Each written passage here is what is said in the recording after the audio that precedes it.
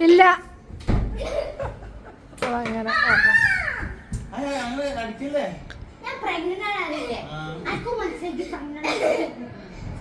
കുട്ടി മരിച്ചു പോയില്ലേ? കുട്ടി